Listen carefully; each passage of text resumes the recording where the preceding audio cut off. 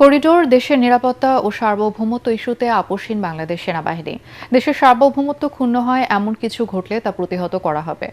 সংবাদ সম্মেলনে lieutenant colonel Shafiqul Islam বলেন, কেউ যদি মব তৈরি করে বিশৃঙ্খলা সৃষ্টির চেষ্টা করে তার বিরুদ্ধে কঠোর ব্যবস্থা নেবে সেনাবাহিনী। চট্টগ্রামের একটি কারখানায় KNF-এর 30,000 পোশাক উদ্ধারের বিষয়টি খতিয়ে দেখা হচ্ছে বলেও জানান এই সেনা কর্মকর্তা। তিনি বলেন, আরাকান আর্মির সাথে তাদের কোনো যোগাযোগ নেই। বিএসএফের পুশিন কাম্য নয় মন্তব্য করে লেফটেন্যান্ট কর্নেল শফিকুল ইসলাম বলেন, সেনাবাহিনীর যুক্ত হওয়ার প্রয়োজন হলে সরকারের নির্দেশনায় যুক্ত হবে, তবে এখনও সক্রিয়ভাবে কাজ করছে বিজিবি। দেশের সার্বভৌমত্ব রক্ষার জন্য বা নিরাপত্তা রক্ষার জন্য আমরা সর্বদা সেনাবাহিনী একত্রে এবং একতাবদ্ধ হয়ে কাজ করে আসছি এবং ভবিষ্যতেও আমরা দেশের জন্য, দেশের নিরাপত্তার জন্য দেশের মানুষের সাথে কাজ করে যাব। সারা দেশে বিক্ষোভের ঘোষণা দিয়েছেন বিভিন্ন মন্ত্রণালয় ও বিভাগের কর্মচারীরা। সংশোধিত সরকারি চাকরি অধ্যাদেশ 2025 অনুমোদনের প্রতিবাদে প্রশাসনের কেন্দ্রবিন্দু সচিবালয়ে টানা তৃতীয় দিনের মতো বিক্ষোভ করেন তারা। দুপুর 12:30টার দিকে বিক্ষোভরত কর্মচারীরা সচিবালয়ের ভেতরে প্রধান ফটকের কাছে অবস্থান নেন। সেই ফটক বন্ধ করে দেওয়া হয়েছে। এই ফটক দিয়ে গাড়ি ঢুকতে ও বের হতে পারছে না। আগামী বুধবার 4 দিনের সফরে জাপান যাচ্ছেন প্রধান উপদেষ্টা ডক্টর মোহাম্মদ ইউনূস। আগামী 28 থেকে 31 মে জাপানে অবস্থান করবেন তিনি। তার সফরে 7টি সমঝোতা স্মারক সই হতে পারে বলে জানিয়েছেন ভারপ্রাপ্ত পররাষ্ট্র সচিব রুহুল আলম সিদ্দিকী। এছাড়া বাজেট সহায়তা হিসেবে জাপানের কাছ থেকে $100 কোটি স্বল্প সুদে ঋণ চাইবে বাংলাদেশ। পররাষ্ট্র মন্ত্রণালয়ের ব্রিফিংয়ে ভারপ্রাপ্ত সচিব জানান, ভারত থেকে প্রতিটি পুশিনের বিষয়ে নিয়মিত প্রতিবাদ জানানো হচ্ছে।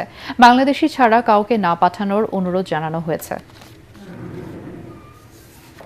সঠিক প্যাড আর সঠিক তথ্য দিয়ে এসব সামলে নিব এক হয়ে। Monalisa sanitary napkin. জাপানের প্রধানমন্ত্রীর সাথে বাইল্যাটারাল মিটিং করবেন, আর এই বাইল্যাটারাল মিটিংয়ের আগে ওনাকে গার্ড অফ অনার দেওয়া হবে এবং রেড কার্পেট অনার করা, রেড কার্পেট সম্বর্ধনা দেওয়া হবে। আর এই বৈঠকে আলোচ্য বিষয়ের মধ্যে থাকবে কৌশলগত বিভিন্ন দ্বিপাক্ষিক ইস্যু, বাণিজ্য বিনিয়োগ বৃদ্ধি, কৃষি, অবকাঠামো, মানব সম্পদ উন্নয়ন ও সহযোগিতা, আর সবচেয়ে ইম্পর্টেন্ট আরেকটা জিনিস যে রোহিঙ্গা রিপ্যাট্রিয়েশনের বিষয়ে জাপানের সহযোগিতা এবং রোহিঙ্গার বিষয়ে জাপানের সহযোগিতা নেয়া, কারণ আমাদের তো ডেভেলপমেন্ট অ্যাসিস্ট্যান্সও দরকার আছে এই রোহিঙ্গাদেরকে দেশে সঠিকভাবে রাখার জন্য। বিএনপি নেতা ইশরাক হোসেনের ঢাকা দক্ষিণ সিটি কর্পোরেশনের মেয়র হিসেবে শপথ না পড়ানো ও তাকে মেয়র ঘোষণা করে নির্বাচন কমিশনের গেজেটের কার্যক্রম স্থগিত চেয়ে করা রিট খারিজের বিরুদ্ধে চেম্বার আদালতে আপিল করেছেন রিটকারী। রিটকারীর আইনজীবী জহিরুল ইসলাম মুসা জানান, আজই চেম্বার আদালতে শুনানি হতে পারে। এদিকে আজকের মধ্যে ইশরাককে শপথ পড়াতে স্থানীয় সরকার মন্ত্রণালয়কে আইনি নোটিশ পাঠিয়েছেন তার আইনজীবী। গত বৃহস্পতিবার ইশরাকের শপথ না পড়ানোর রিট খারিজ করে দেয় হাইকোর্ট। এর আগে ইশরাকের শপথ নিতে আর কোনো আইনি বাধা নেই বলে সেদিন জানিয়েছিলেন তার আইনজীবীরা। আজ 26 মে শপথ পড়ানোর শেষ দিন থাকলেও স্থানীয় সরকার মন্ত্রণালয় কোনো উদ্যোগ নেয়নি। আদালত অবমাননার ব্যাখ্যা দিতে ক্ষমতাচ্যুত প্রধানমন্ত্রী শেখ হাসিনা সহ দুজনকে আগামী 3 জুন হাজির হতে দুটি জাতীয় পত্রিকায় বিজ্ঞপ্তি প্রকাশ করেছে আন্তর্জাতিক অপরাধ ট্রাইব্যুনাল। সাবেক প্রধানমন্ত্রী শেখ হাসিনা গাইবান্ধার গোবিন্দগঞ্জ উপজেলা পরিষদের সাবেক চেয়ারম্যান শাকিল আকন্দ বুলবুল ওরফে শাকিল আলমের সাথে ফোনে জুলাই গণ অভ্যুত্থানের ঘটনার মামলা নিয়ে কথা বলেন। অনলাইনে ছড়িয়ে পড়া ওই ফোনালাপে শেখ হাসিনা বিচার কাজে বাধা ও হুমকি দিয়েছেন বলে 30 এপ্রিল ট্রাইব্যুনালে অভিযোগ দেন চিফ প্রসিকিউটর।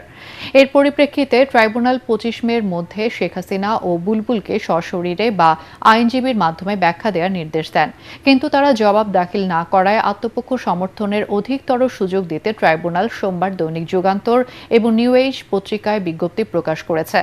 ট্রাইব্যুনালের রেজিস্ট্রার ASM রুহুল ইমরান স্বাক্ষরিত নোটিশে বলা হয়েছে, তারা 3 জুন সকাল 10টায় সশরীরে উপস্থিত হয়ে অভিযোগের জবাব না দিলে ওই দিন অথবা পরবর্তী যে কোনো তারিখে তাদের অনুপস্থিতিতে অভিযোগের বিচার কাজ সম্পন্ন করা হবে।